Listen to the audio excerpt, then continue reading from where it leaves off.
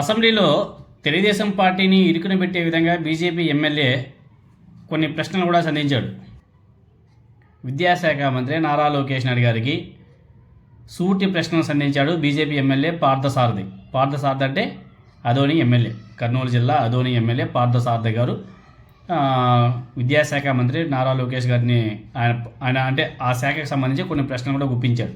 ఏమంటే, ప్రైవేట్ విద్యా సంస్థలలో ఇష్టారాజ్యంగా ఫీజులు వసూలు చేస్తున్నారు సార్, విద్యార్థుల తల్లిదండ్రులు తీవ్ర కష్టాలు కూడా పడుతున్నారు, వీటి మీద ప్రభుత్వం ఏమైనా సరే నియంత్రణ తీసుకుంటుందా, అదేవిధంగా ఏ కోర్సుకి ఎంత ఫీజు, ఏ తరగతికి ఎంత చెల్లించాలనేది స్పష్టంగా ప్రైవేటు విద్యా సంస్థలు ఎందుకు బోర్డు మీద రాసి తెలపలేకపోతున్నాయి అని చెప్పేసి అడిగాడు.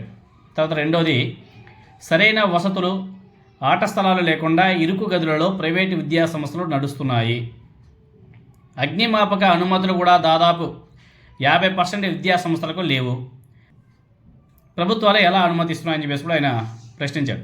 తర్వాత మూడో ప్రశ్న, క్వాలిఫైడ్ టీచర్లు లేకుండానే ప్రైవేటు విద్యా సంస్థలు నడిపిస్తున్నారు, వీటి మీద కూటమి ప్రభుత్వం తీసుకుంటే చర్యలు ఏమిటి అని చెప్పేసి 3 ప్రశ్నలు పార్థసారథి గారు నారా లోకేష్ గారికి వేయడం జరిగింది.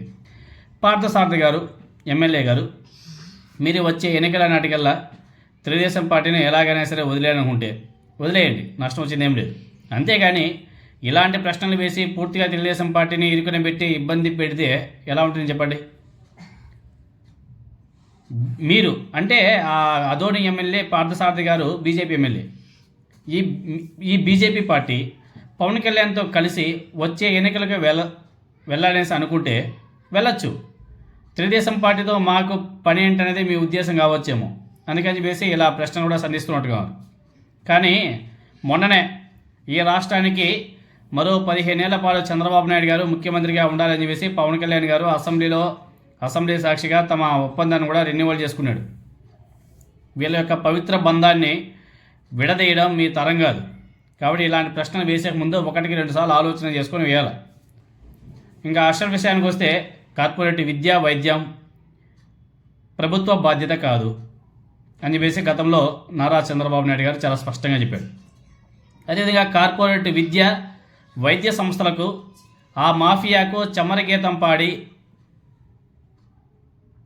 నాడు నేడు అనే కార్యక్రమం ద్వారా బడులను ఆసుపత్రులను అభివృద్ధి చేసి మెడికల్ కాలేజీలను నిర్మించి విద్య వైద్య రంగాల్లో విప్లవాత్మకమైన మార్పులకు గత ముఖ్యమంత్రి జగన్మోహన్ రెడ్డి గారు శ్రీకారం కూడా చుట్టాడు.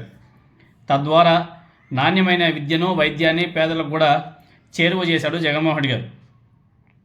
English medium, IB, CBSE syllabus, Byju's కంటెంట్తో కూడినటువంటి ట్యాబ్లు, డిజిటల్ క్లాస్ రూమ్స్, ఇలా ఎన్నో విప్లవాత్మకమైన మార్పులు తెచ్చినటువంటి గత ప్రభుత్వం ఇప్పుడు దాని గురించి పట్టించుకోవడమే లేదు ఈ కూటమి ప్రభుత్వం. అలాంటి విప్లవాత్మక మార్పులను తెచ్చి ప్రభుత్వ రంగానికి మెరుగులు దిద్ది సత్ఫలితాలను కూడా సాధించింది గత ప్రభుత్వం.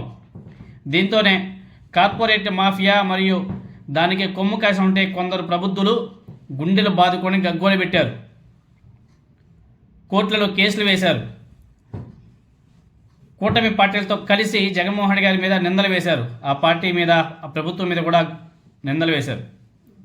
ఒక ప్రభుత్వ బడులను ప్రభుత్వ ఆసుపత్రులను మెరుగుపరిస్తే చూసి తట్టుకోలేని దౌర్భాగ్యపు పరిస్థితులు ఆంధ్రప్రదేశ్లోనే మొట్టమొదటిసారిగా మేమంతా కూడా చూస్తున్నాం. పేదలకు మెరుగైన విద్య వైద్యం అందించాలని చెప్పేసి ఒక ప్రభుత్వం పరితపిస్తే ఆ ప్రభుత్వం మీద బురద జల్లి దుమ్మెత్తి పోసే అత్యంత దౌర్భాగ్యకరమైనటువంటి ముఠ ఏపీలో ఉండడం ఈ రాష్ట్ర ప్రజలు చేసుకుంటే దౌర్భాగ్యం అనేసి అనుకోవాలి. పేదలకు ఇన్ని రకాలుగా మంచి చేసి ఉంటే జగన్మోహన్ రెడ్డి గారి మీద నిజంగానే పేదలకు కోపం వచ్చిందో లేదో తెలియదు, కానీ ఈవీఎంలకు మాత్రం గట్టిగా కోపం వచ్చేట్టుగా ఉంది. ఇప్పటికైనా సరే మించిపోయింది ఏమీ లేదు. మీకు నిజంగా ఆంధ్రప్రదేశ్ మీద పేద ప్రజల మీద ప్రేమ ఉంటే పేదలకు మెరుగైన వైద్యం అదేవిధంగా విద్య ఈ రెండింటినీ అందించాలనే తపన మీకు నిజంగానే ఉంటే రాష్ట్ర ప్రభుత్వం ఎలాగో దాన్ని ముద్దు బిడ్డలైనటువంటి చైనా విద్యా సంస్థలకు అంటే చైనా కాదు, చైతన్య అదేవిధంగా నారాయణ విద్యా సంస్థల జోలికి పోలేదు కనుక కేంద్రంలో అధికారంలో ఉన్న మీరైనా సరే వాటిని నియంత్రించండి. అదేవిధంగా ఫీజు రీంబర్స్మెంట్ బకాయిలను విడుదల చేయండి. ఇప్పుడు ఫీజు రీంబర్స్మెంట్ బకాయిలు విడుదల చేయడం లేదని చెప్పేసి స్టూడెంట్స్ అంతా కూడా ఏడుస్తున్నారు. ఫీజు రింబర్స్మెంట్ బకాయిలను ఎందుకు విడుదల చేయడం లేదు? మెడికల్ కాలేజీలకు ఎందుకు మంగళం పాడుతున్నారు? ఆరోగ్యశ్రీని, రైతు భరోసా కేంద్రాలను ఎందుకు ఎత్తేస్తున్నారు? అదేవిధంగా ఏపీకి ప్రత్యేక హోదా ఇవ్వండి, పోలవరం ఎత్తును తగ్గించకుండా సంపూర్ణంగా సకాలంలో పూర్తి చేయండి, విశాఖ ఉక్కును కూడా పరిరక్షించండి. ఇది మీ బాధ్యత, మీకు ప్రజలు ఇచ్చారంటే బాధ్యత అది. అదేవిధంగా విద్య, వైద్యం,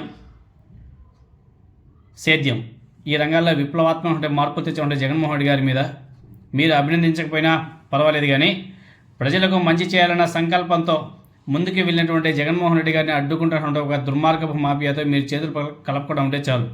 మీరు సభలో ముక్కుమబడిగా అడుగుతారు, దానికి మీతో భాగస్వాములుగా ఉన్నటువంటి మీ పార్ట్నర్లు తూతూ మంత్రంగా సమాధానం కూడా ఇస్తారు. ఇవన్నీ కూడా మామూలు.